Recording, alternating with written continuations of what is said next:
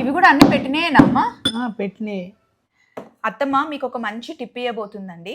జనరల్గా మనం ఇంట్లో బెల్లం నైవేద్యంగా పెడతాం కదా, దేవుడికి చాలా పవిత్రమైనది, అన్నిటికన్నా చాలా మంచిది బెల్లం నైవేద్యంగా పెట్టమని చెప్తూ ఉంటారు.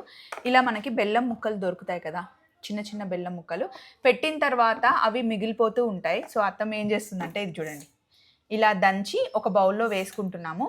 టీలో కాఫీలో షుగర్ వేయడం మానేసాం, బెల్లం వేసుకుంటున్నాం. టేస్ట్ కూడా చాలా బాగుంటుంది. ఎప్పుడైనా ట్రై చేశారా బెల్లం టీ, బెల్లం కాఫీ?